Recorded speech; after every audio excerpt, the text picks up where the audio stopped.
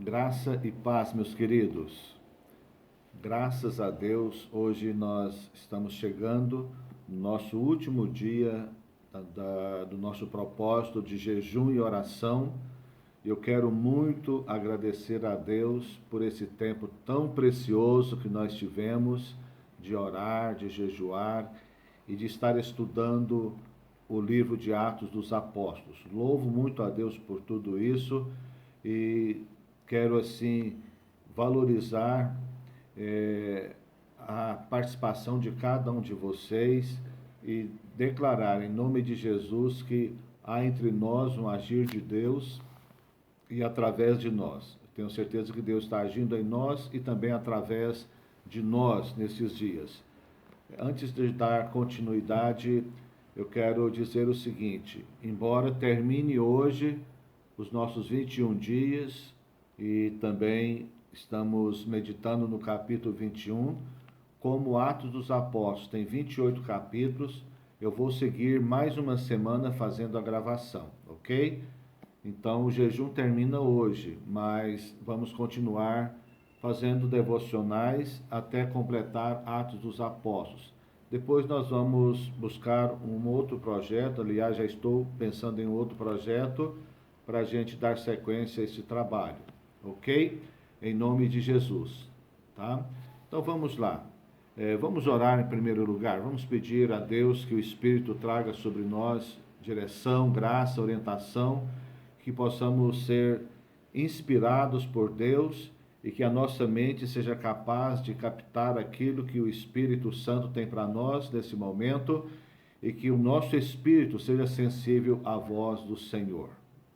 Pai, nós te pedimos mais uma vez, cheios de gratidão, por chegarmos até aqui, Senhor, pelo privilégio que o Senhor nos dá de orar, jejuar, estudar a Tua Palavra e sermos edificados, enriquecidos naquilo que o Senhor tem para nós.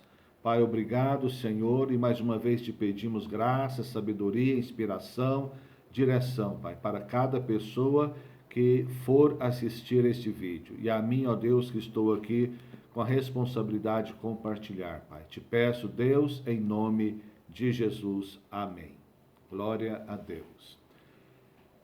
Este capítulo 21, ele relata a última viagem do apóstolo Paulo, a última viagem missionária, ou melhor, a terceira viagem missionária, porque vocês lembram que no capítulo anterior eu disse que da viagem da prisão que ele fez para Roma, ele transformou aquela viagem também em uma viagem missionária. Então nós temos praticamente, podemos considerar 4 viagens missionárias relatadas na palavra de Deus em relação a Paulo e suas equipes. No entanto, a Bíblia fala de 3 viagens especificamente, mas eu considero a 4ª viagem ali naquela ida dele preso para Roma. Do versículo 1 ao versículo 6 do capítulo 21 de Atos dos Apóstolos, é relatado uma parada que ele fez. Na verdade, até chegar a Jerusalém, ele fez várias paradas. E dentre elas, essa aqui, ele aproveita para reunir com os irmãos da cidade. Paulo aproveitava muito o seu tempo e essa viagem ele teve que fazer várias paradas e cada parada ele aproveitava para estar com os irmãos daquele lugar. E o versículo 4 diz assim: encontrando os discípulos, permanecemos lá durante 7 dias. Paulo não estava sozinho, né? Tinha companheiros com ele. E eles, movidos pelo Espírito, recomendavam a Paulo que não fosse a Jerusalém. Paulo estava determinado a ir a Jerusalém para a festa de Pentecostes.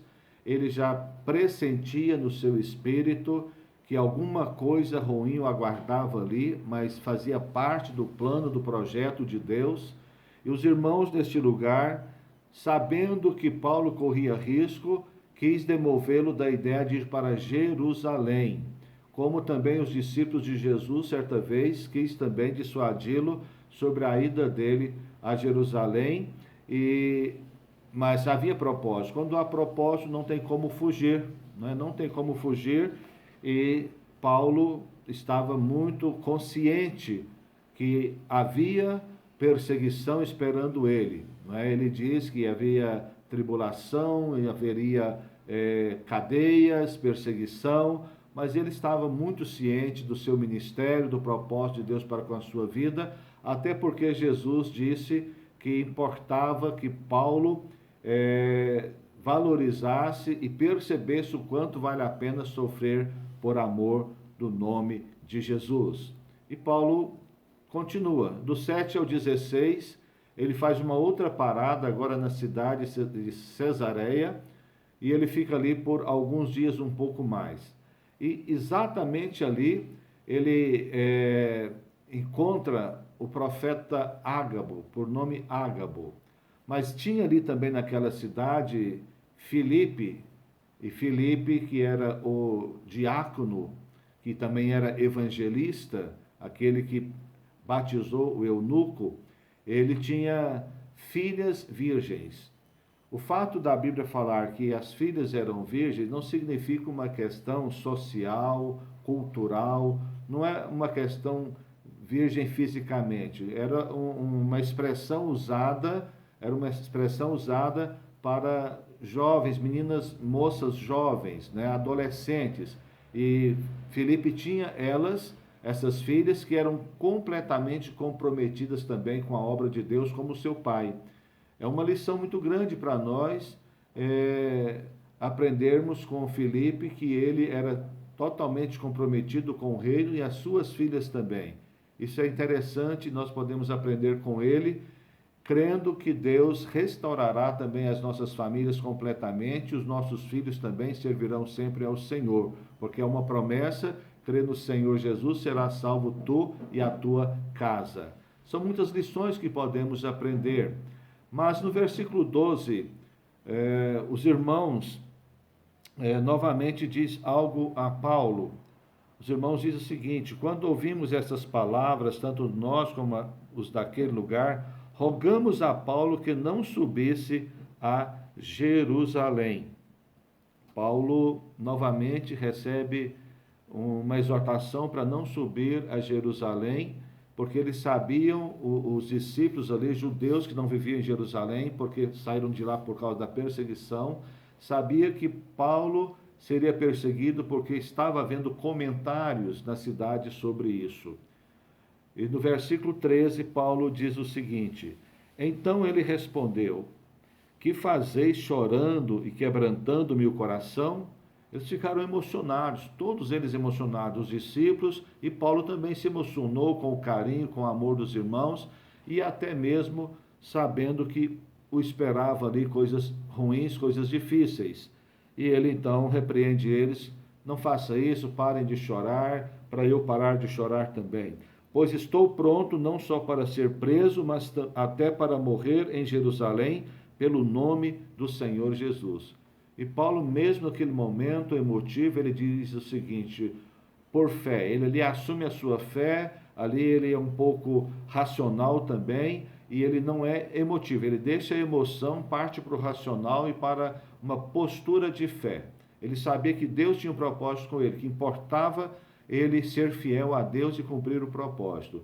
E que o mais importante para ele era estar fiel, e podia ser preso, podia ser morto, qualquer situação poderia vir, mas ele continuaria fiel ao Senhor.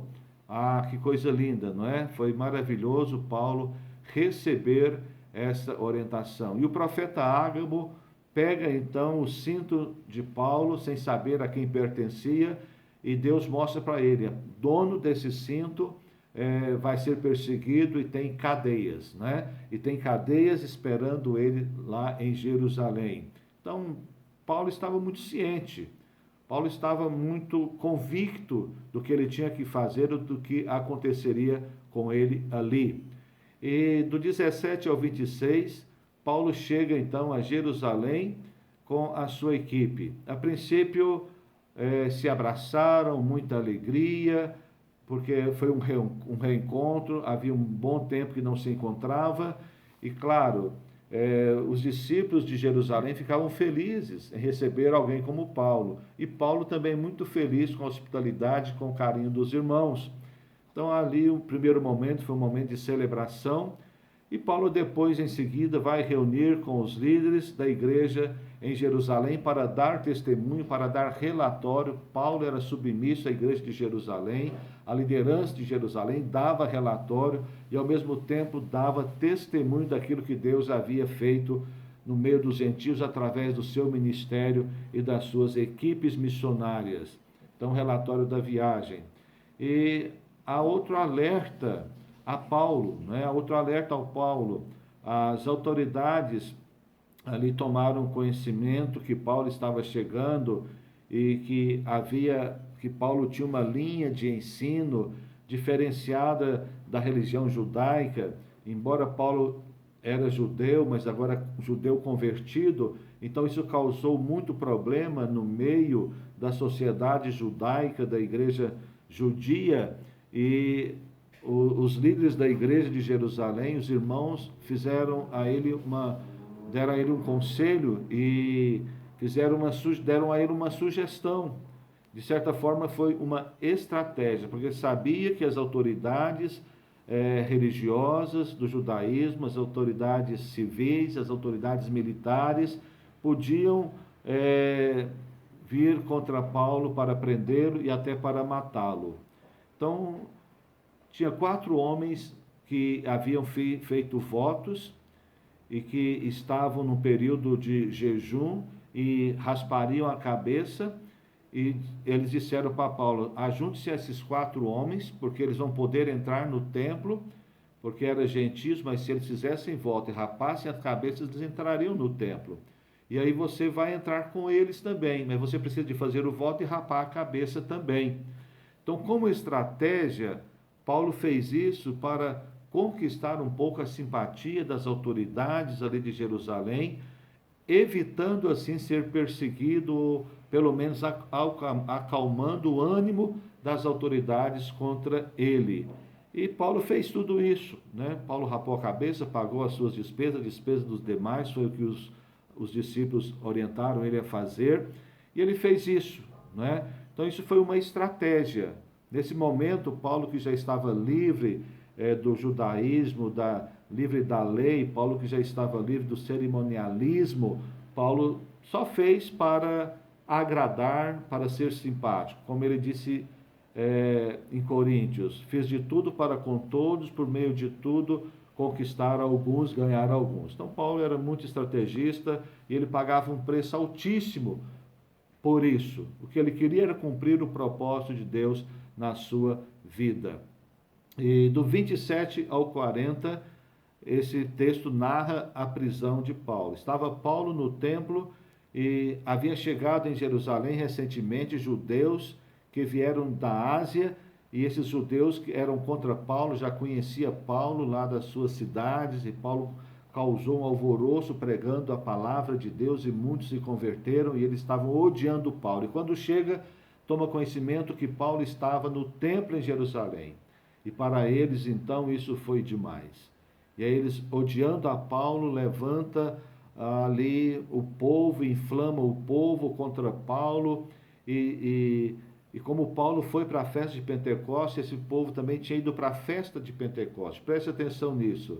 Eram religiosos, fiéis à sua religião, mas tinham um coração totalmente distante do compromisso e da vontade de Deus. Não tinha um coração de fato em Deus, tinha um coração na religião, nas práticas, no cerimonialismo, nas regras, nas doutrinas estabelecidas principalmente por homens e também na lei de Moisés.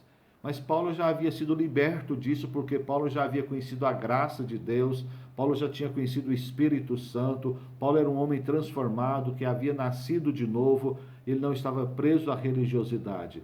E essas pessoas que vieram de fora inflamavam o povo presente, as autoridades presentes, e houve um tumulto muito grande, de maneira que as autoridades civis, as autoridades romanas que mandavam ali, estavam esparramada pela cidade, se ajuntam e vão vários ali com centuriões e com as autoridades para acabar com aquela confusão que havia instalado. E as pessoas pegam Paulo, arrastam Paulo de dentro do templo e fecha a porta para Paulo não voltar, porque lá dentro do templo não podia matar ninguém, lá dentro do templo não podia agredir ninguém, porque o templo era santo, mas do lado de fora podia fazer qualquer coisa. Isso é algo da religião, né? Algo da religião. Até nos dias de hoje as pessoas às vezes têm esse entendimento de que dentro do prédio chamado templo não se pode fazer algumas coisas, mas do lado de fora pode se fazer. E é exatamente o contrário, não é? O templo não é nada especial. O templo especial somos nós, que somos o templo do Espírito de Deus. E Paulo tem ali um livramento de Deus nesse instante. As pessoas começam a espancar Paulo. Paulo é espancado. E o propósito deles era matar Paulo. Mas os soldados chegam, as autoridades chegam, pegam Paulo, tira Paulo do meio daquela confusão e leva ele para o lugar correto que devia ir. E quando Paulo está chegando naquele lugar, já protegido, sabe, Paulo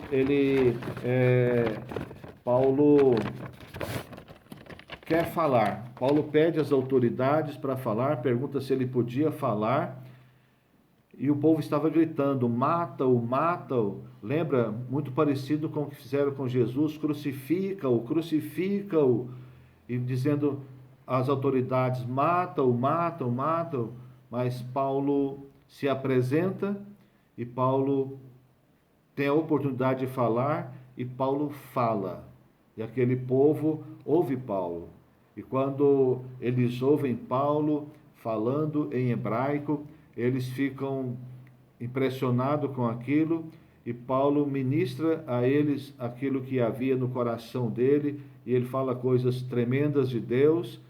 E Paulo, naquele instante que ele fala ao povo, e assim praticamente conclui o capítulo, Paulo falando ao povo, o povo ouvindo Paulo, porque ele teve permissão das autoridades.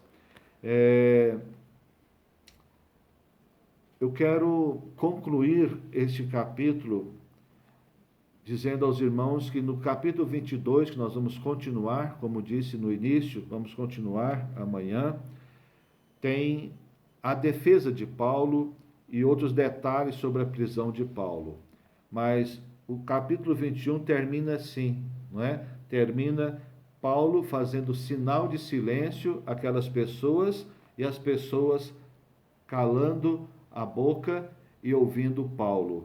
E amanhã nós vamos dar sequência ao nosso estudo de Atos, porque são 28 capítulos e nos faltam 7, mais uma semana de estudo. Amém? Vamos orar a Deus para o Espírito Santo aplicar em nós essa palavra poderosa. Pai, em nome do Senhor Jesus, eu te agradeço por essa palavra tão viva, tão tremenda. E te peço que o teu Espírito aplique aos nossos corações e às nossas vidas a tua palavra. Ajuda-nos, ó Deus, a entendê-la completamente. Cada pessoa que for assistir este vídeo, ouvir essa palavra, receba do Senhor algo novo, algo fresco, para a tua glória e tua honra, em nome de Jesus. Amém. Queridos, até o capítulo 22.